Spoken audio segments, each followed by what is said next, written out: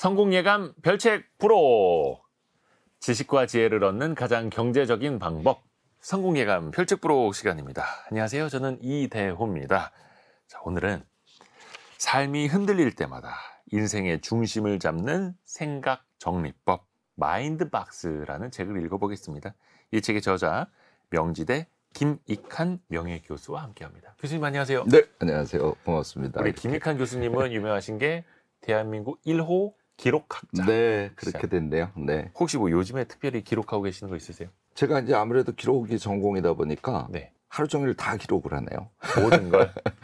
그래서 그렇게 얘기하면 뭐 좀 실효성이 없는 얘기일 것 같고 네. 연말이니까 연말에는 제가 좀 재밌게 하는 게 있어요. 연말에 특히 김익한의 2024년 뭐 10대 사건 아, 이런 거를 기억을 해내고 그것을 메모하면서 정리한다든지 뭐 그런 거를 좀 하고 왜 있습니다. 뉴스나 언론에서 연말 되면 그해 10대 뉴스 정리하듯이 네, 개인사도 개인적인 마찬가지죠. 10대 뉴스도 그렇습니다. 이게 누구에게나 한번 해보면 또 의미가 있겠네요. 되게 그리고 재밌어요. 아. 이게 이제 10대 사건이라든지 이런 게 말하자면 우리 삶에서 일종의 변곡점 같은 걸 찾아내는 작업이거든요.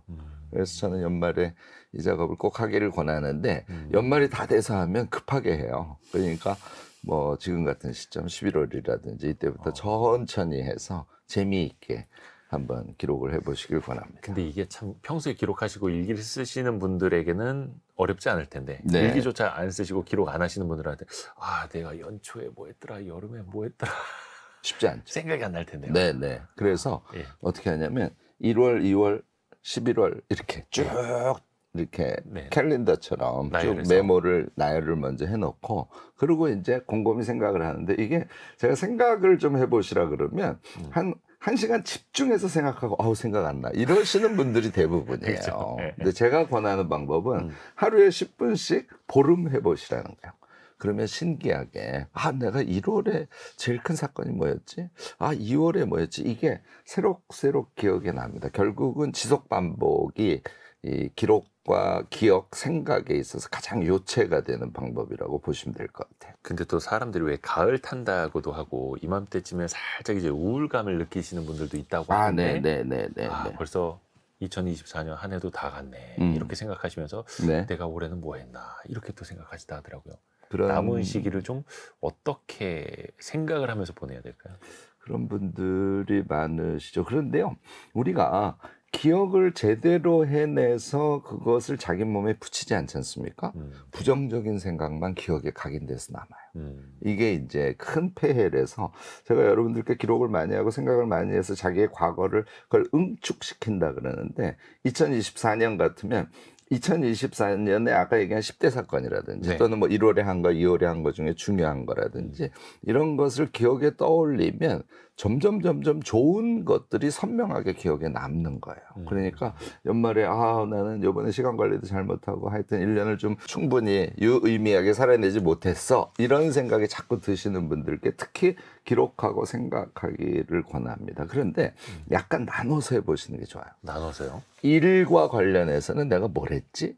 또 뭐 인간관계에서 내가 뭘 했지? 가족들과는 뭘 했지? 뭐 제가 제일 중시하는 거 우리 여러분들 놀고 향유하고 이런 게 정말 중요하잖아요. 네. 그러니까 놀고 향유하고 여행 가고 이런 것들을 또 떠올려 보시고 이렇게 자기의 나누어서 삶을 영역별로 나누어서 그다음에 1월, 2월, 3월 이렇게 계속 생각을 반복하시면 저만 그것을 떠올릴 수 있는 게 아니라 이 방송 보시는 모든 분들도 반복해서 하시면 다 떠올리실 수 있습니다. 꼭 이걸 해보시기 바라고요. 그러면 1년이 이렇게 응축되거든요. 자기 몸에 착 붙거든요. 기억의 세계에서. 그러면 부정적인 그런 과거보다도 긍정적인 과거도 잘 떠올릴 뿐만 아니라 1년의 긴 시간이 압축돼서 자기에게 느껴질 거 아니에요. 그러면 미래를 상상하기도 훨씬 더 좋아요. 기록학자로서 기존에는 기록하는 방법에 대한 책도 쓰셨었고 네. 이번에는 생각에 관한 책이에요. 그렇습니다. 마인드박스. 근데 마인드박스라는 건 어떤 의미예요? 제목을 이렇게 지으셨는데. 이게 이제 쉽게 생각하려면 영어로 이제 마인드 영어잖아요. 예. think도 영어잖아요. 네. 그러니까 이게 생각을 한다 그러면 우리가 마인드도 쓰고 think도 쓰는데 네네.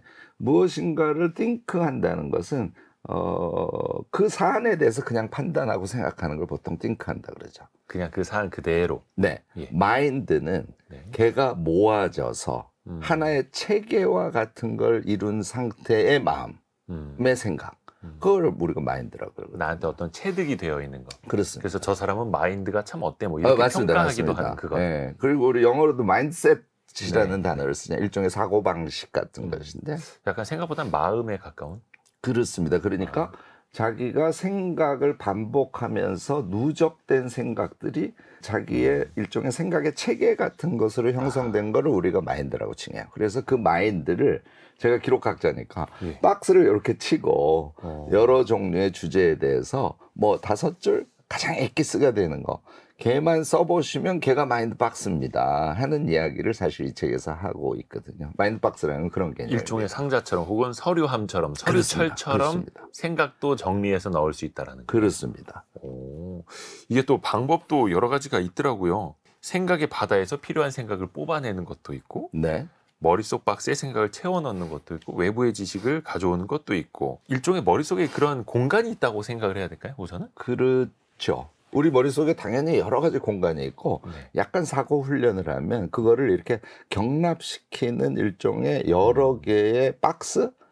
서류함처럼 머리를 나누어 보는 것도 사실은 가능해집니다. 근데 이게 이제 되게 어렵게 느껴지실 수 있어서 네. 제가 우리가 이제 안 하는 것 중에 하나가 생각력, 생각의 능력을 키우는 걸 사실 잘 안 해요. 그러니까 이게 갖춰져야 제가 오늘 이 마인드박스라는 책을 통해서 우리가 이렇게 생각의 틀 같은 걸 정리해 봅시다 하는 얘기를 해도 걔를 어떻게 실현할 수 있는지가 감이 잘 안 오실 수 있어요. 그러니까 예를 들자면 이런 거예요. 우리가 이제 책을 쭉 읽으면 한 개 장 같으면 한 50쪽 된다고 쳤을 때 네. 걔를 쭉 읽고 이 책에 이 얘기, 이 얘기, 이 얘기, 이 얘기, 이 얘기, 이 얘기를 이 장에서 하고 있구나 하고 생각을 쭉 이어보는 거야. 이거를 끝까지 이을 수 있는 능력을 생각력이라 그래요.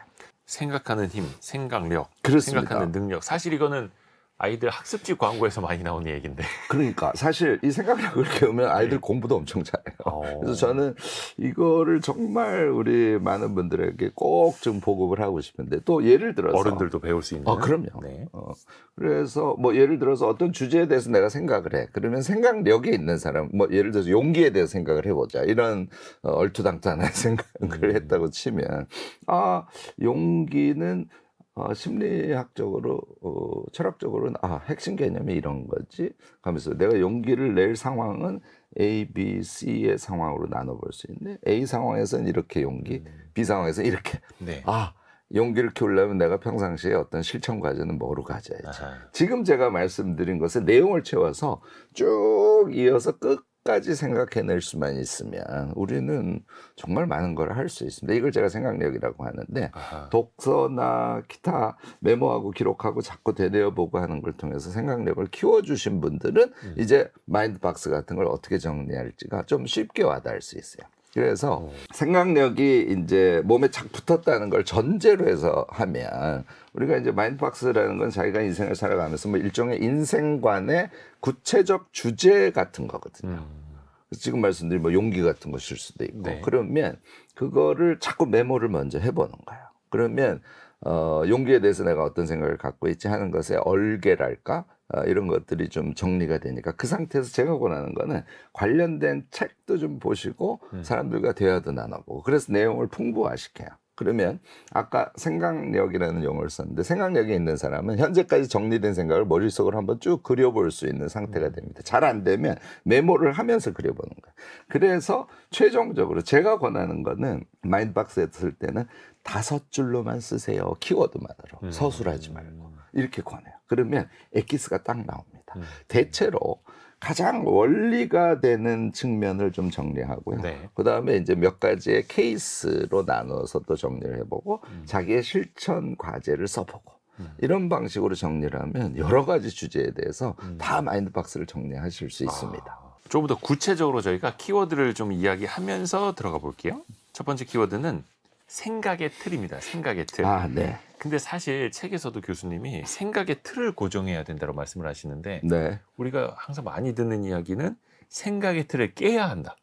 고정관념을 벗어나야 한다. 이런 이야기를 더 많이 듣잖아요. 네. 근데 이거는 생각의 틀을 만들어라라는 건 어떤 의미예요? 그러니까 지금 질문하시면서 벌써 고정관념이라는 단어를 쓰셨잖아요. 네네네. 그러니까 그건 자기 생각이 아니죠. 제가 세상의 말씀드리는 것은 그렇죠. 세상에서 일반적으로 얘기하는 걸 그냥 수용하지 말고 그것에 대한 자기 생각을 정리하는 것이 우선 중요하다는 것이고요. 그다음에 제가 좀 다른 얘기를 이런 질문이 나올 때 좀 비유를 하는데요. 네. 우리가 계획을 어느 정도 큰 틀에서 잡아놓지 않으면 자유롭게 효율적으로 그걸 할 수가 없어요. 그러니까 계획이 없는 상태에서 무엇인가를 하는 건 일종의 방종 같은 거죠. 네. 그래서 계획 안에 자유 있다. 이런 얘기를 제가 자주 합니다. 똑같아요. 생각이라는 것도 기본적인 틀, 아까 용기 같으면 용기에 대한 나의 생각의 틀이 있으면 그 다음에 그 안에서 변주와 창조 이런 것들이 가능한 거예요. 그래서 우리가 잘 생각을 해보면 금방 알 수 있는데 내가 어떤 사안에 대해서 나나름의 생각의 방식을 갖고 있나 이걸 점검해보면 그냥 흐리멍덩하게 있는 경우가 되게 많은 거예요. 그러면 생각의 깊이 또는 생각의 다양성 이런 걸로 나갈 수가 없습니다. 그래서 고정관념 같은 것은 반드시 깨야 되고 거기에서 자기의 생각들을 가져야 되지만 자기의 생각들을 가짐으로 인해서 생각의 깊이나 폭이 깊어지고 넓어질 수 있다. 이렇게 얘기할 수 있을 것 같습니다. 오히려 세상의 틀이 아니라 나의 생각, 나의 틀이 있어야 더 자유로울 수 있다. 물론요. 개성적이면서도 자유로우면서도 창조적인 생각을 하려면 생각의 기본 틀 같은 것을 항상 정리해 놓고 계셔야 된다고 강조하고 싶습니다. 그리고 그 계획 속에서 자유가 있는 것이다. 네. 이것도 명언입니다. 그 생각의 틀을 만들기 위한 방법도 있을 것 같습니다. 네. 여기서 4가지 질문 같은 것도 제안을 해주셨어요. 네. 이제 마인드박스를 정리한다는 거는 뭐 우리가 흔히 쓰는 용어로 치자면 인생관 같은 걸 정리해 보는 것인데 인생관이 뭐세요? 이렇게 물어보면 우리가 답변을 할 수 없죠. 그렇죠. 질문의 사이즈가 너무 크니까. 예. 근데 예를 들어서 내 인생관을 결정하는 핵심 주제는 9가지야. 그래서 각각 9가지 주제에 대해서 나는 이런 생각을 갖고 이런 판단 기준을 갖고 인생을 살아가는 사람이야. 하면 그게 인생관이죠. 그러니까 항상 추상적 질문이라고 우리가 그것을 회피해버리면 아까도 얘기했듯이 틀이 존재하지 않기 때문에 삶이 무질서해지고 사고도 무질서해지거든요. 그래서 이제 틀은 필요한 것이고 그래서 이제 인생관을 구성하는 세부 주제들을 우리가 만들려고 할 때 저는 먼저 인생에서 꼭 필요한 4가지 질문을 해보세요 하고 권합니다. 첫 번째 질문은 역시 나의 개성, 나는 누구인가에 대한 답이에요. 이것도 되게 추상적인 질문이지만 이 나는 누구인가, 나의 개성, 나의 특성은 무엇인가에 대한 질문을 나중에 이제 몇 개의 주제로 소주제로 나눠 보시면 훨씬 더 명확해질 거예요. 그다음에 2번째 질문할 것은 이게 이제 또 되게 중요한데 이제 나의 특성이나 개성을 알아도 그것대로 실천하고 살기가 어려워요. 그렇죠. 막 휘둘립니다. 그래서 내가 휘둘리지 않고 주체적으로 살아가는가에 대한 질문이에요. 그래서 이 질문에 이제 정확하게 답변을 할 수 있어야 우리가 자신의 인생관을 실제로 실천하면서 살아갈 수 있는 거죠. 3번째 질문은 이제 그걸 잘한다고 해도 굉장히 다양한 국면을 우리가 만나기 때문에 그때 나의 개성을 살리고 남에게 휘둘리지 않은 상태에서 합리적이고 나다운 판단을 하고 생각하면서 행위하는가 이거에 대한 답도 하셔야 되고요. 역시 마지막이 우리의 인생이라는 건 관계지 않습니까? 그래서 저는 이제 홀로서기와 관계 맺기라고 얘기하는데 나는 다른 사람과 나 홀로 잘 살고 또 타인과 잘 조화롭게 살 수 있는가? 라는 4가지 질문을 하고 이 4가지 질문에 딸린 주제들을 여러분들이 좀 설정을 해보시면 좋지 않을까 싶습니다. 이 마인드박스라는 책에서 일단 제 생각을 예시로 보여드릴 거예요. 그래서 저는 4가지 질문에 대해서 한 뭐 4가지, 3가지, 5가지 정도씩 해서 16가지의 주제를 설정해서 그 주제에 대한 저의 생각을 여기다 정리를 해놓은 거거든요. 그러니까 이런 걸 참조하시면서 여러분들도 질문도 던져보시고 주제도 잡아서 자신의 인생관을 조금 명쾌하게 정리하는 그런 좀 과감한 시도를 이참에 한번 해보시기를 권합니다. 어떻게 보면 이제 스스로 질문을 던질 수도 있는 거고요. 그렇습니다. 그러면서 본인의 인생관, 생각의 틀을 만들어갈 수도 있는 거고요. 2번째 키워드가 진짜 나를 발견하기입니다. 앞에서도 몇 가지 말씀을 해주셨습니다. 첫 번째 질문이죠. 그 안에서도 책에서도 욕망이라는 단어 많이 나오더라고요. 욕망. 사실 약간 어떻게 보면 부정적으로 느껴지는 표현이기도 한데 거짓된 욕망을 걷어내고 나답게 살아야 한다는 것. 강조를 하시던데 네, 네. 책에서 말씀하시는 그 욕망이라는 거는 어떤 의미일까요? 그러니까 우리가 나의 개성이 뭔가, 내가 어떤 사람인가는 내가 뭘 좋아하는가를 찾아야 자기를 알 수 있죠. 근데 사실 한국 사회는 이거를 자꾸 안 하게 해요. 자기가 정말 하고 싶은 것을 하는 게 가치 있는 것이 아니라 그 약간 모두가 가치 있다고 생각하는 걸 하는 것을 훌륭하다고 자꾸 얘기를 하는 거야. 그렇죠. 내가 자기를 꿈꾸는 죽이는 거를 거지. 내가 좋아하는 걸 티내면 또 안 될 것 그러니까요. 같고. 예. 그런데 그렇게 해서는 행복하게 살 수도 없을 뿐만 아니라 예. 세상에 유의미한 어떤 실천의 결과를 제공할 수도 없습니다. 그래서 저는 욕망을 엄청 중시하는데 이건 뭐 저뿐만이 아니라 우리 대표적으로 라캉, 인간은 타인의 욕망을 욕망한다라는 말로 엄청 유명한 철학자이자 심리 정신분석학자죠. 이제 이런 타인의 얘기. 욕망을 욕망한다. 네네. 그래서 결국은 자기의 욕망을 자유케 하는 삶을 살아라 하는 게 철학에서는 뭐 누구나 다 이야기하는 실천 과제인데 이제 그걸 전제로 해봤을 때 저는 어떻게 찾냐면 이제 용어로는 좀 어려운 용어일 수도 있습니다만 본원적 욕망, 그러니까 본래 있는 욕망, 얘를 찾도록 노력해야 된다고 저는 봐요. 그래서 요거는 방법이 여러분들 어릴 때를 자꾸 기억해 보시는 거예요. 아, 내가 뭘 했더니 되게 기뻤어.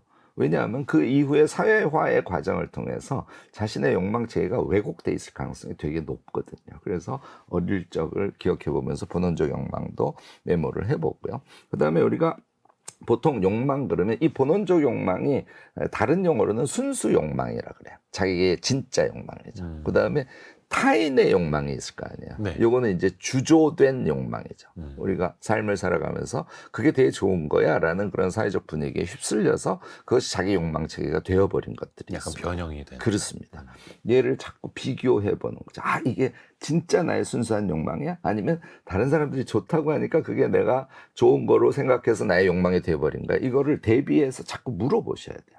네, 마지막 한 가지가 정말 중요한데요. 소유적 욕망과 존재적 욕망이라 그러는데 이 처음부터 조금 용어가 어려워지네요. 예, 죄송합니다. 그런데 요거는 에리 프롬의 소유냐 존재냐라는 책을 읽으시면 여러분들 너무 명쾌하게 알 수 있는데요. 요컨대 차를 샀어요.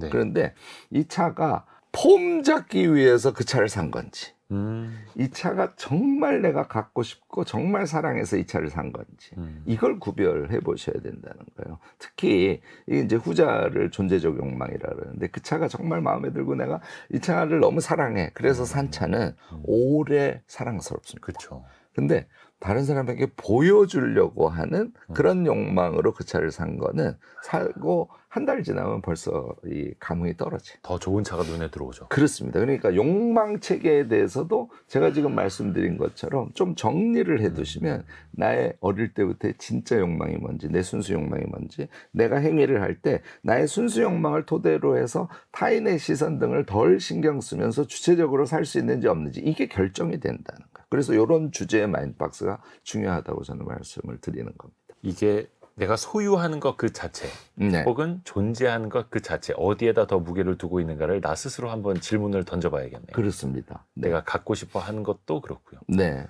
소비할 때도 당연히 그렇게 이어지지 않을까요? 왜 네. 갖고 싶은 게 있었는데 막상 또 세일을 합니다. 음. 11월에는 뭐 블랙 프라이데이다, 중국에서는 또 광군절이다, 쇼핑 할인 행사 많이 하거든요. 네. 연말로 갈수록 특히. 네. 이때 욕망에 휘둘리지 않고 나만의 소비를 할 수 있는 어떤 생각법 어떤 게 있을까요? 어떻게 하면 좋을까요? 사실 요것도 취향 소비라는 단어가 나와요. 그래서 제가 지금 이제 소비라는 것이 우리가 인생관을 형성시킬 때 되게 중요하지 않습니까? 누구나 납득할 수 있죠. 그러니까 그런 주제가 나오면 조금 책도 보고 사람들이랑 토론도 좀 해보시길 권해요. 그러면 생각이 많이 구체화됩니다. 그래서 결국은 소비가 엄청 중요한데 그 소비에서 결국은 취향 소비, 그게 저는 핵심 키워드라고 저는 생각해요. 여러분들도 생각이 다르실 수 있겠죠. 그 이외에도 당연히 합리적 소비를 해야죠. 자기의 경제 상황에 맞는.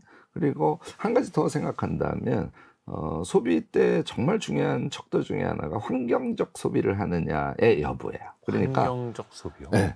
뭐 예를 들자면 제가 에어컨 같으면 그 인버터식 나왔을 때 저는 제일 처음에 샀어요. 나오자마자. 그때는 엄청 비쌌거든요. 에너지를 좀 절약할 수 있는 에너지를 절약할 수 있고 시원하고 좋으니까. 거기에다 그 경제력이 제가 되면 에어컨을 바꾸면 되죠. 그런데 그 경제력이 돼도 선풍기는 안 바꿀지도 몰라요.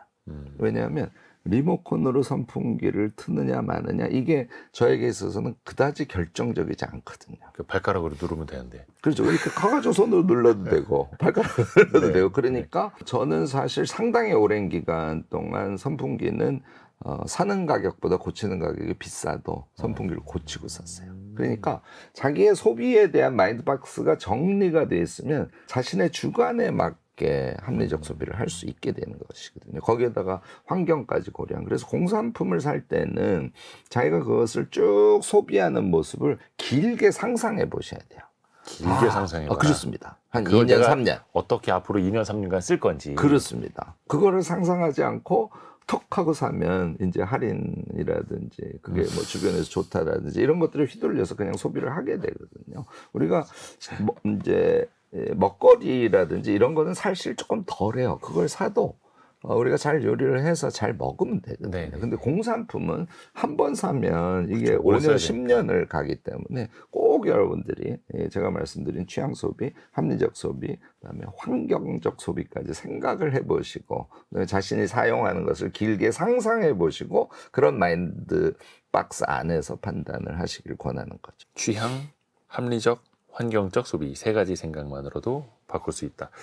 그러게요. 근데 어떤 분들이 이제 당장 갖고 싶고 사고 싶고 이제 세일이 나 자신의 마음을 또 흔들어 놓으니까 아 이거 사면 당장 진짜 잘 쓸 것 같은데 이렇게 또 현혹이 되기도 하는데 그렇죠. 길게 상상을 해봐라 라고 네. 말씀을 해주셨고요. 근데 이제 욕망을 걷어낼 수는 없지 않을까요? 어떻게 뭐 좀 자제를 하는 겁니까? 이걸 또 합리화하는 거기도 하고 사실 그 돈 자체를 배척하고 멀리하라라는 의미는 물론 아니죠. 아닌 거죠. 네. 예. 자본주의 사회에서 돈만큼 좋은 거는 없죠. 자본주의 그거를 사회에서. 부정한다고 해서 부정할 부정할 수 수도 없죠. 없을 네. 뿐만 아니라 돈이 실제로 어떤 가치의 존재인지를 사실 잘 모르기 때문에 그런 판단을 하는 것일 수도 있습니다. 예를 들자면 나는 소설가가 꿈이야.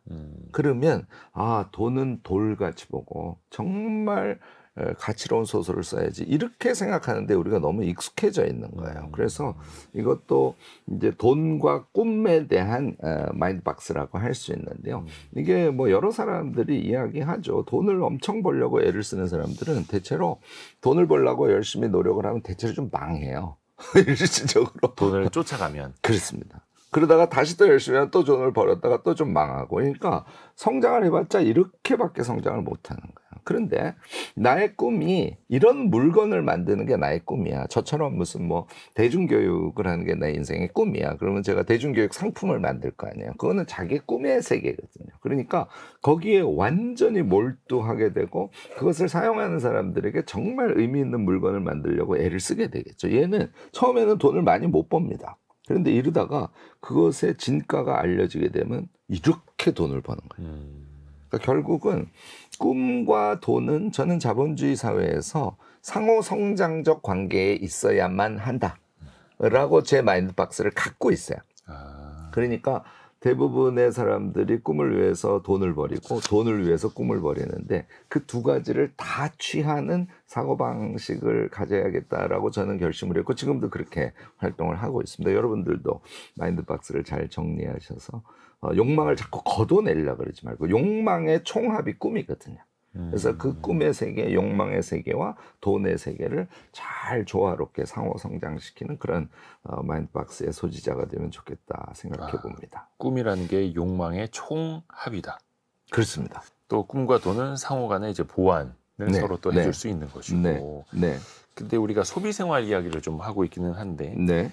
개인의 소비는 좀 주체적인 판단이 가능할지 모르겠는데 사회 속에 어떤 집단 속에 속해 있으면 나만 저거 없는 것 같고 네. 나도 좀 써야 요즘에 또 뭐 어린 학생들은 아빠 나도 저런 스마트폰으로 바꿔줘 또 이런 이야기 하게 되고 이 집단의 소비는 우리가 또 많이 휘둘리게 되지 않습니까? 그렇죠. 본인의 생각과 다르게. 네. 그거는 제가 이제 명지대학교에 24년이나 봉직한 저도 교육자이면서도 네. 자꾸 교육을 비판해서 죄송스럽습니다만 이게 초등학교, 중학교, 특히 이제 중고등학교에 가면 다 성적으로 서열을 매기잖아요. 그렇죠. 사실 그 서열이 정확한 서열이 아니거든요. 그 인간이 갖고 있는 다양한 능력을 제대로 평가하는 게 아니거든요. 근데 그럼에도 불구하고 서열 사회에 익숙하다 보니까 서열의 상위로 올라가려는 욕망이 생기는 건 당연해요.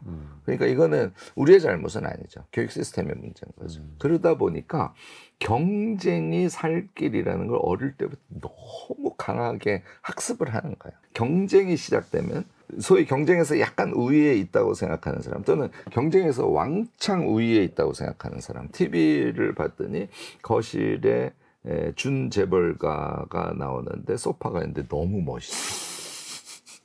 이런 게 욕망이 되는 거예요.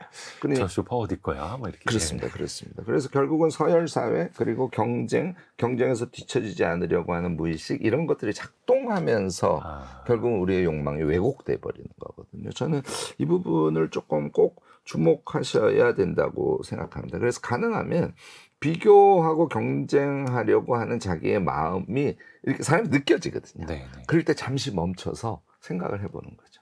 나의 진짜 욕망은 뭔지. 내가 정말 앉아서 편안하고 또 다른 사람들이 우리 집에 와서 그 소파를 보고 되게 멋있어 라고 생각할 만한 그러면서 나의 개성이 태워진 그런 소파를 사려고 애를 써야 되는 거예요. 그런데 이제 재벌가의 소파를 자꾸 사려고 하는 이런 것은 말하자면 시스템이 우리에게 강요하는 것에 휘둘리는 삶이다. 이렇게 보시면 틀리지 않을 것 같습니다. 꼭 드라마 속 그 멋있는 소파는 주인공이 앉았을 때 뽀드드득 소리도 멋있게 들립니다. 근데 참 그게 주변에서 안 보고 안 들을 수는 없는 거잖아요. 그렇죠? 그렇죠. 직장 생활할 때도 그렇죠. 그렇고 학교 생활을 할 때도 그렇고 뭐 귀를 막고 눈을 막을 수는 없지만 내 주체적으로 네. 생각을 하는 습관을 계속 들여야겠네요. 맞습니다. 그래서 저는 아침에 자기가 원하는 거를 한 가지 생각하고 그것이 무엇이건 간에 매일 한 번씩 한 10분 정도라도 꼭 실천을 해봅시다. 이런 이야기도 많이 해요. 예를 들자면 저는 이제 샤워할 때 그걸 자주 하는데 샤워물을 틀어놓고 예. 몸은 안 씻고 그냥 샤워물을 쭉 맞아요. 그러면서 한 2분이 상당히 긴 시간입니다. 그 2분 동안 오늘 내가 내 꿈과 관련해서 또는 내가 굉장히 하고 싶은 거와 관련해서 뭘 하면 좋을까를 생각을 해요. 굉장히 간단한 거. 예를 들어서 오늘은 문방구에 꼭 들려야지라든지 자기 취향에 대한 간단한 생각이라도. 그래서 그거를 매일 10분이라도 20분이라도 하나씩만 실천을 해도 확실히 덜 휘둘리게 돼요. 그건 이제 제가 주관자적 삶이라 그러는데 그런 거를 좀 적극적으로 해보시고 그런 의미에서 아침에 자신이 꼭 하고자 하는 것을 좀 플래닝, 아침에 플래너 쓰지 않습니까? 그걸 꼭 하시기를 바라요. 상세히 쓰시면 안 됩니다. 제가 하루에 5개 미만으로 쓰세요 이렇게 얘기하는데 이제 그런 것들을 반복하면 덜 휘둘리게 된다는 거죠. 이걸 습관에 붙이는 게 되게 중요할 겁니다. 주관적 사고를 하는 것도 연습이 필요하고 하루에 뭐 샤워할 때 뭐 그냥 뭐 몇 분 안에 할 수도 있는 거고요. 그 사실 이제 주도권이라는 게 거창한 건 아니고 뭐 점심 메뉴를 내가 정한다든지 이런 것도 하루에 이제 중요한 선택이 될 수도 있을 텐데요. 혹시 교수님 점매추라는 말 혹시 아세요? 점매추. 이 줄임말입니다. 요즘 젊은 세대들이 쓰는 점매추도 있습니다. 점심 메뉴 추천, 저녁 메뉴 추천. 써먹어야겠네요. 너무 좋은 말이에요. 아이들한테 배웠는데. 근데 이게 어떻게 보면은 나의 판단을 상대방한테 좀 미루는 걸 수도 있겠고 내가 판단하지 못하는 걸 좀 추천 좀 해줘봐 알려줘봐 또 이렇게 기대는 것일 수도 있거든요. 약간 좀 판단을 미루는 사람들도 많이 있지 않습니까? 많이 기대는 사람들도 많고 그러니까 어떤 특징이 있을까요? 어떤 차이가 있을까요? 그 점매추 되게 좋네요. 금방 배우셨어요. 점심 메뉴. 내추. 점심 메뉴를 내가 추천하는 거. 반대로. 이거는 사실 제가 되게 많이 쓰는 방법이에요. 저는 뭐 당연히 이제 기록을 하면서 일상을 사는 사람이니까 매일 아침에 이제 아침에 플래닝을 하는데요. 아까도 말씀드렸듯이 오전에 뭐 한 2개, 오후에 하나, 저녁에 하나 정도. 내가 의미 있게 꼭 하고 싶은 거. 이것을 적습니다. 그런데 그걸 적으면 칸이 많이 남으니까 위에다가 점매 내추를 해요. 점심 메뉴를 내가 추천하는 거예요. 그래서 오늘 점심 먹을 메뉴를 쓰는 날이 저는 되게 많습니다. 와, 그 미리 계획을 하시는 거 아침에? 뭐 계획이라기보다 머릿속으로 떠올려 보는 거죠. 내가 먹고 싶은 게 뭐지? 그래서 그걸 하나 써놓으면 엄청 간단한 일인데 내가 오늘 그게 먹고 싶었지? 그 먹고 싶은 거를 내가 점심에 직접 먹지? 하는 그 행위 하나만으로도 내가 내 삶의 주관자네 하는 거를 느끼게 되는 거야. 그냥 내가 점심에 먹고 싶었던 김치찌개를 먹는다 뿐만이 아니라 음흠. 내 삶에서 내 선택을 하고 내가 살아간다라는 걸 느끼게 되는 거고요. 그렇습니다. 그런 의미가 더 큰 거네요. 그러면 허겁지겁 안 먹어요. 내가 아침에 어제 먹고 10분 만에 먹고 또 회의 들어가야 되는 이거 아니에요? 회의가 늦을지언정 내가 먹고 싶은 것을 천천히 맛을 음미해가면서 먹고 나오면서 그 맛의 기쁨으로 뿌듯한 자기를 느끼죠. 여러분들 우리 인생을 생각을 정리해서 주관자로 멋지게 살아간다는 건 사실 그렇게 멀리 있는 것만은 아니에요. 그래서 저는 특히 이제 이런 작은 실천들을 습관으로 붙이는 게 아주 중요하고요. 습관으로 붙이는 기가 막힌 방법이 기록을 하는 삶이에요. 그래서 제가 이걸 기록형 인간이라고 하는데 기록형 인간에 대해서 그걸 자꾸 적어 놓으시지 않습니까? 실천하게 된다니까요. 그러면서 주관자적 성향이 강해지게 되면 당연히 덜 휘둘리게 되죠. 네. 기록형 인간이 되어라. 그러면 이제 어떻게 보면 자존감도 같이 높아질 수 있겠네요. 물론입니다. 본인의 선택권이 높을 때. 근데 이제 반대로 자존감이 너무 낮으신 분들도 있어요. 네. 경쟁 그렇죠. 사회에서 누구나 앞서갈 수 있는 것도 아니고 사실은 누가 앞서간다면 누구는 밀릴 수밖에 없는 거잖아요. 그래서 그 경쟁 아예 회피하고자 하시는 분들도 네. 계실 수가 있을 테고. 네. 그런데 이제 경쟁의 끝을 생각해 봐야 되는데 그래서 저는 장기하 씨가 한 부럽지가 않아 이 노래를 제가 되게 좋아해요. 근데 생각보다 그 따라하기가 쉽지는 않더만요. 어려운 노래입니다. 그런데 열심히 연습해서 저도 할 수 있는 상태가 될 정도로 제가 그 노래를 좋아하는데 그 이유가 결국은 그 위에 또 있고 그 위에 또 있고 한 거거든요. 우리가 실제로 알고 있습니다. 돈을 벌어도 예를 들어서 내가 1억을 벌으면 정말 천하를 얻을 것 같아. 1억을 벌고 나면 그 위에 바로 5억이 있거든요. 5억을 벌고 나면요. 그 다음에 단위가 튀어요. 50억이 보여요. 그러니까 결국은 장기하 씨 말대로입니다. 그래서 경쟁에서 경쟁 우위로 가려고 하는 것은 본래적으로 되게 허망한 거예요. 그런데 그렇다고 해서 5억 벌고 50억 벌고 하는 게 나쁘다는 얘기가 아니에요. 그거는 자기의 주관에 의해서 자기가 설정한 자기의 만족 지점으로 가는 과정이지 타인과의 경쟁이 아니라는 건 꼭 좀 자각을 했으면 좋겠습니다. 이걸 이제 경쟁을 하지 않으려면 이런 거예요. 제가 최근에 정말 얼토당토하는 그런 경우를 봤는데 네. 제가 이제 독서 모임 같은 걸 많이 하거든요. 제가 이제 대중교육을 지금 하고 네. 있으니까. 그런데 독서를 하시는 분들 중에 다른 사람보다 자기가 그 책을 그러니까 다른 사람보다 내가 책을 더 많이 읽어야지 또는 책을 한 권을 같이 읽으면 자기가 제일 빨리 읽었다고 자랑을 하시는 분들이 생각보다 많습니다. 있어요. 그러니까 이게 우리가 얼마나 정말 이 세상의 시스템에 의해서 정말 많은 그 강압이랄까 이제 그런 문화 속에서 사는지를 잘 보여주는 것이라고 보는데요. 독서조차도. 그렇습니다. 이렇게 생각하시면 돼요. 굳이 경쟁을 생각한다면 나와의 경쟁만 있다는 거예요. 다시 말해서 나와의 경쟁이란 오늘의 나와 내일의 나를 경쟁시키는 거죠. 과거의 나와 현재의 나를 경쟁시키는 것만 의미 있어요. 이것을 우리가 용어로는 성장이라고 칭하죠. 이게 이제 우리 현대 철학의 대표격이죠. 질 들레즈의 철학 중에 가장 중요한 게 becoming이라는 개념이에요. 그러니까 나는 계속 새로 만들어져 가는 생성의 철학이라고 하는데 그래서 이런 것을 우리가 몸에 착 붙이고 있으면 과도한 경쟁이 불가피하죠. 경쟁 사회에 사니까. 그렇지만 그것을 자기와의 경쟁으로 잘 치환시켜서 생성적인 삶을 살아가는 그런 어떤 생각의 방식 같은 것을 저는 좀 스스로 잘 안착시킬 수도 있겠다 이렇게 생각하고 적극적으로 권합니다. 물론 쉽지는 않습니다. 그렇죠. 네. 사실 우리가 생성형 AI만 최근에 많이 이야기를 했죠. 생성형 또 생성의 철학을 생각해 본 지는 네, 너무 맞습니다. 오래되네요. 그래서 becoming, 성장, 네. 경쟁을 하는 상대는 오로지 자신이다. 어제의 나, 네. 내일의 나 네. 자신밖에 없다. 저희도 이제 별책 부록이라는 코너이긴 합니다만 네. 이 책을 또 꼼꼼하게 오디오로도 많이 들으시는데 네. 또 이게 경쟁으로 아니면 나도 이 책 읽어봤어, 얘기 들어봤어 라고가 아니라 오로지 나 자신을 위해서 이렇게 받아들이는 그런 습관도 중요해 보이네요. 네. 또 한때는 그 파이어족이라는 말 되게 유행했었습니다. 네. 또 젊은 친구들도 네. 빨리 돈 많이 벌어서 네. 조기 은퇴하고 네. 싶다 네. 이런 네. 이야기였는데 네. 어떻게 보면 지금 하고 있는 일에 만족을 못 느끼는 현대인들도 많을 수밖에 없잖아요. 네. 일에 만족을 느끼는 아니면 내 일을 사랑하는 마인드 박스는 어떻게 따로 있을까요? 정말 중요한 지적이시죠. 이게 이제 한나 아렌트 엄청 유명한 그 우리 예루살렘의 아이히만이라는 책으로 유명하고 그것 때문에 이제 우리가 보통 그 악의 평범성이라는 개념 뭐 등으로 유명한 정말 세계적인 정치 철학자인데 네. 이분의 인간의 조건이라는 책에 보면 인간의 노동, 인간의 행위를 어떻게 구분하냐면 영어로 하면은 labor, 노동이에요. 그러니까 네네네. 살기 위해서 하는 노동이죠. 그다음에 work, 자기의 어떤 전문 영역에서 그 업무 행위를 하는 거, 이거 work, 작업이라고 번역할 수 있겠네요. 그리고 마지막에 practice예요.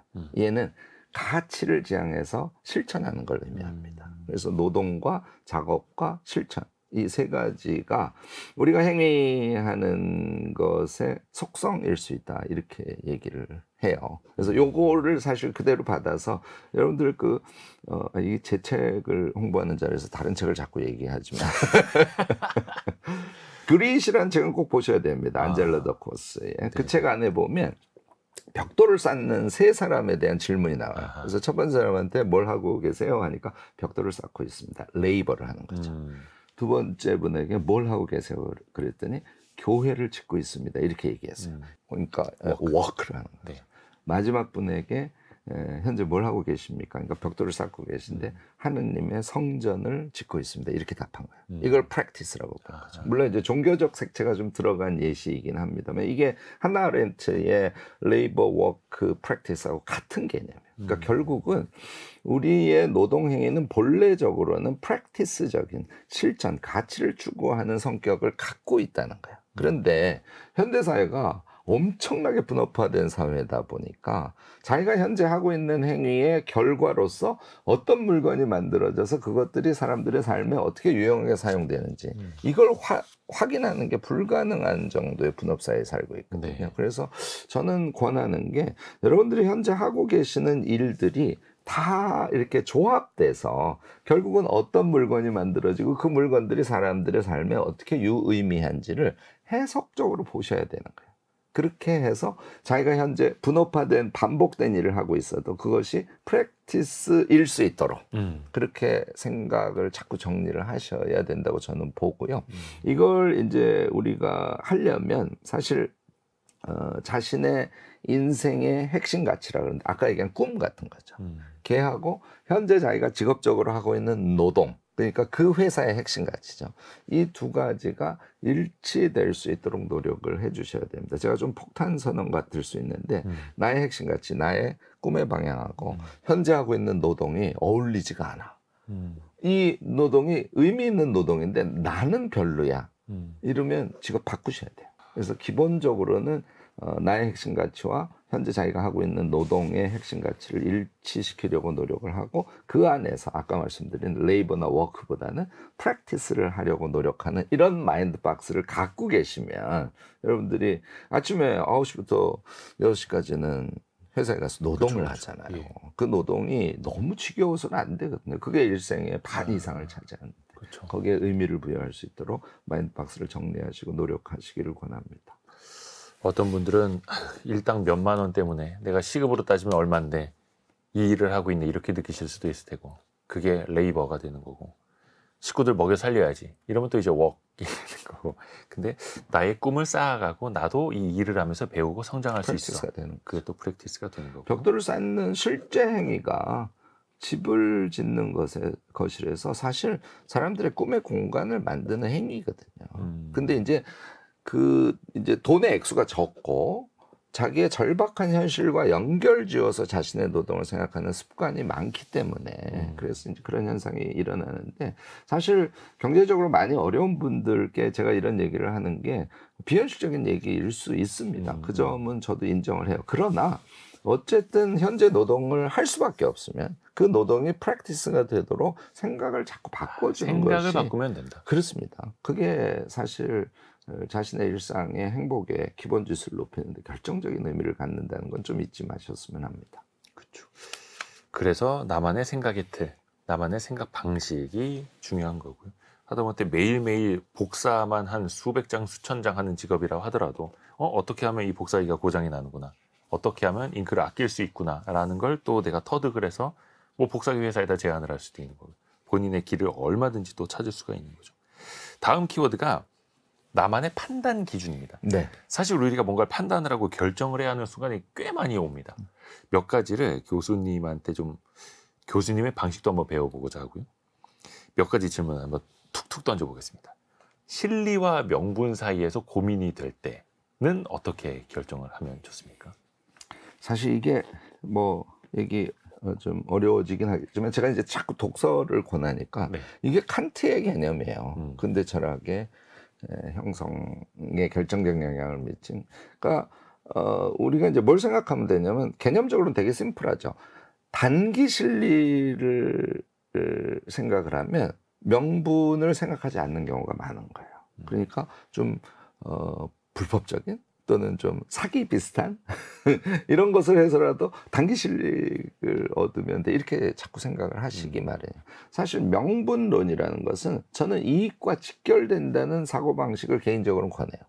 명분 있는 행위를 반복하면 장기 실리가 반드시 온다.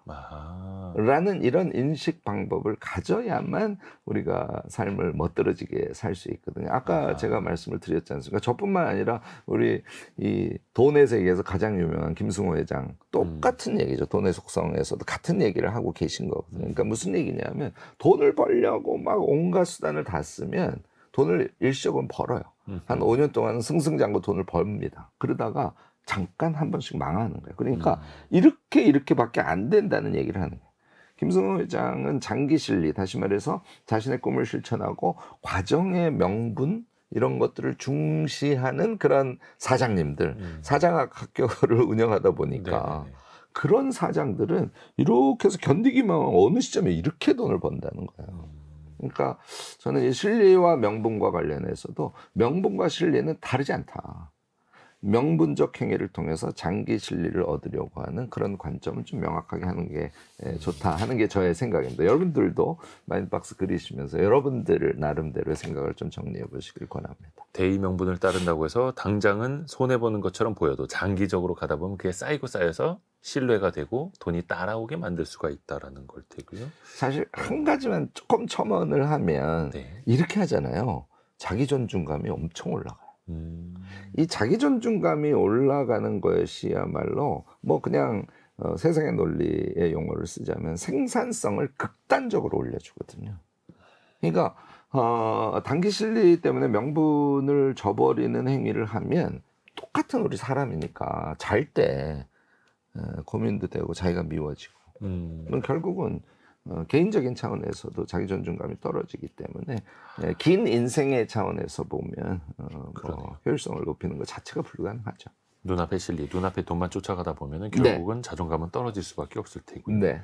자, 그 다음은 이성과 감성입니다. 이성과 감성. 이성과 감성. 어떤 방식으로 뭔가를 선택을 할 때 이성을 따라야 됩니까? 감성을 따라야 됩니까? 물론 이게 뭐 MBTI 요즘에 뭐 T냐 F냐 막 이런 논쟁들도 있기는 한데요. 네. 보통 이성이 감성보다 합리적이라고 생각하지 않습니까? 그런데요, 요거는 근대 철학적인 사유 생각 방식이에요. 현대 철학에 오면 이성과 감성이 융합된 하나의 존재다라고 보는 관점이 더 우세합니다. 그래서 뭐 철학론에서도 그렇고, 그래서 이제 감성 없는 이성은 공허하고, 그다음에 이성 없는 감성은 맹목적이다. 뭐 이런 얘기들. 이것도 사실 칸트의 얘기입니다. 그래서 이제 저는 어떻게 생각하냐면 이성과 감성을 융합적으로 사고하는 그런 좀 태도를 개인적으로 마인드박스로 좀 정리하시길 권해요. 이런 거예요. 열심히 경험을 하고 열심히 책을 읽고 해서 내가 몸에 실력이 붙었어요. 그러면 예를 들어서 내가 소리를 전공하는 사람이에요. 그런데 어떤 그 에어컨 제조 회사에서 이 에어컨 시제품을 만들었는데 좀 소음을 줄이고 싶어요. 그러면 보통은 우리가 데이터를 실험을 통해서 데이터를 누적시켜가지고 그것의 분석의 결과로 여기에 문제가 있어라고 하는 그런 행위를 하는 게 옳다고 보통 생각하잖아요. 옳죠, 물론. 이게 이제 대표적인 이성적 행위, 과학의 행위인데 정말 도사는 쓱 가서 들어보고 이거는 몇 헬츠 정도에 해당하는 거고 요거는 그러면 이 부품이 내가 떠오른 부품이 6가지 정도가 있는데 그중에 한 2가지가 가능성이 있네. 이거 이제 우리가 보통 감이라 그러잖아요.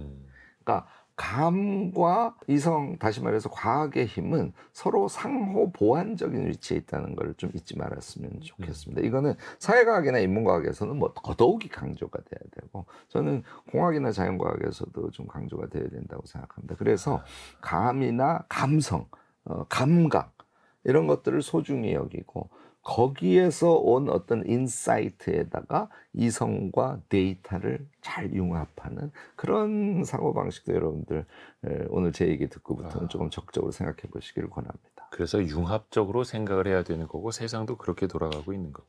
뭐 예를 들면은 자동차 창문이나 썬루프가 아무리 그 완벽하게 제품 하나하나가 만들어졌어도 특정 열림 공간만큼만 열어놨을 때는 차가 달릴 때 공명음이 더더더더 생기는 것처럼 하나하나 놓고 보면은 결함은 없지만 이게 잘 융합이 되지 못했을 때 어떤 단점이 생기는 것처럼 입체적으로 또 생각을 해봐야 됩니다.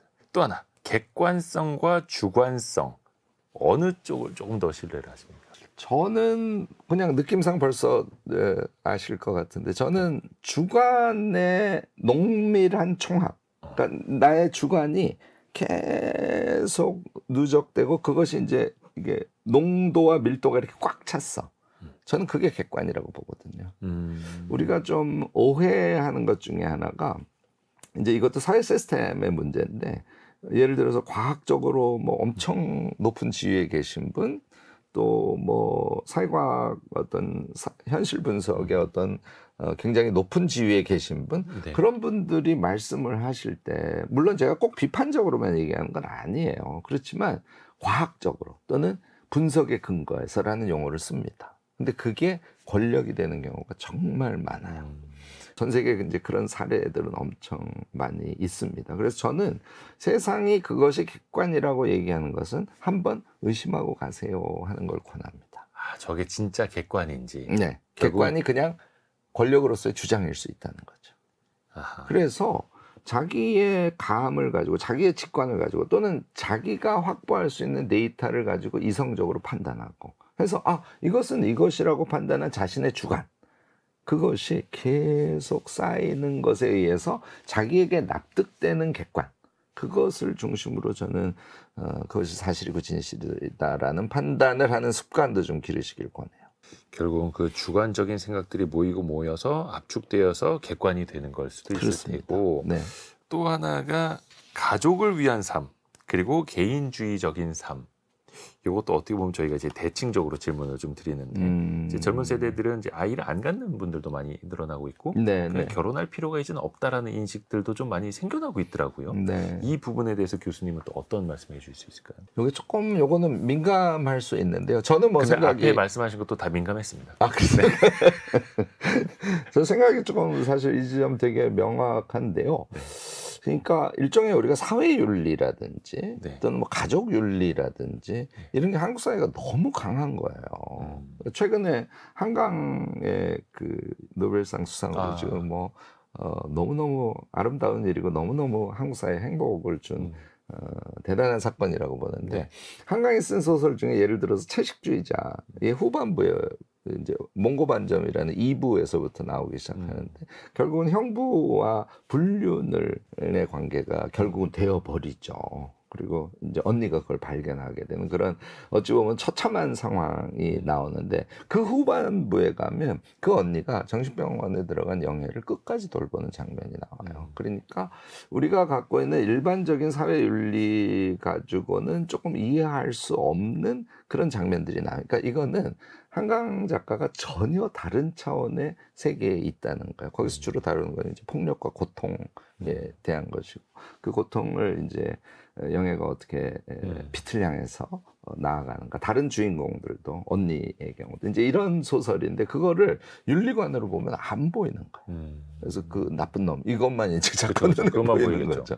근데 그런 게 노벨상을 수여하는 심사위원들에게 큰 감동을 줬던 거거든요. 그래서 사회의 윤리에 대해서도 항상 퀘스천, 그다음에 가정의 윤리에 대해서도 항상 퀘스천을 갖기를 권하고요. 우리는 사회 속의 한 개인으로서 멋진 개인의 인생을 살아감으로써 그것이 사회의 다른 구성원들과 조화되는 그런 존재들이거든요. 그래서 사회라는 그 공동체가 우리를 속박하는 윤리에 대해서는 퀘스천 마크를 갖기를 권하고요. 가족도 마찬가지입니다. 이게 이제 한국 사회 이것도 큰 병폐 중에 하나인데 가족은 아이들까지 포함해서 다 개별의 인생을 주체적으로 살아가는 존재들이잖아요. 그렇죠. 그리고 그게 이제 가족 공동체라는 일종의 거주 공동체로 묶여 있는 거예요. 그리고 사랑 공동체니까 다른 타인들보다 더 많이 사랑하는 존재들이잖아요. 그런데 가족의 이익이 우선이고 너는 희생되어야 한다든지 또는 가족이 일반적으로 갖고 있는 도덕관념이 이런 거니까 너는 이래야 된다든지 너는 가족을 위해서 열심히 공부를 해야 된다든지 이게 사실 우리 현실에서 굉장히 큰 속박 요인으로 작용합니다. 그래서 저는 철저하게 개인주의를 추구하시기를 권해요. 그게 섰을 때 비로소 공동체도 가족도 원활하게 조화롭게 존재할 수 있다라고 저는 주장을 합니다. 개인주의하고 이기주의는 완전히 다른 겁니다. 그렇죠, 그렇죠. 오해하시면 안 되죠. 가장 개인주의적인 자가 가장 이타적일 수도 있다는 거 이것도 좀 강조를 하고 싶습니다. 나부터 나의 인생을 주체적으로 살아야만 네. 주변도 돌볼 수 있다는 그렇습니다. 오늘의 심쿵 한방 마인드박스 이 책을 관통하는 핵심 구절 이 부분을 교수님께 직접 한번 부탁을 드리겠습니다. 네. 네. 제가 읽어보도록 하겠습니다. 생각의 힘을 믿고 생각하기를 멈추지 않는 것. 멈추지 않고 계속 생각하고 기록해 나갈 때 내 인생의 변화가 시작된다. 멈추지 않고 계속 생각하고 기록해 나갈 때 네. 인생의 변화가 시작된다. 이 책을 어떤 분들에게 특히 추천하고 싶으세요? 마지막으로 한 말씀 부탁드립니다.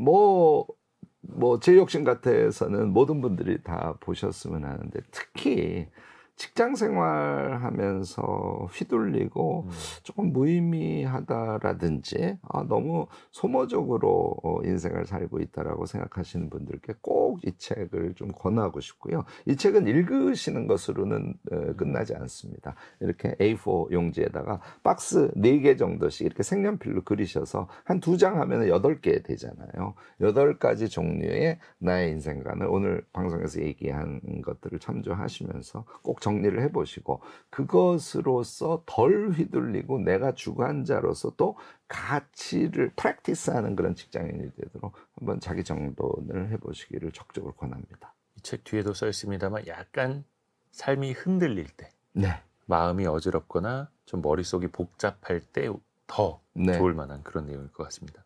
마인드박스 이 책은 명지대 김익한 명예교수와 함께 읽어봤습니다. 고맙습니다. 네, 감사합니다. 감사합니다. 별의별 이야기를 책을 통해서 나누는 별책부록 마칠 시간이고요. 월요일 아침 9시 5분에 다시 찾아뵙겠습니다.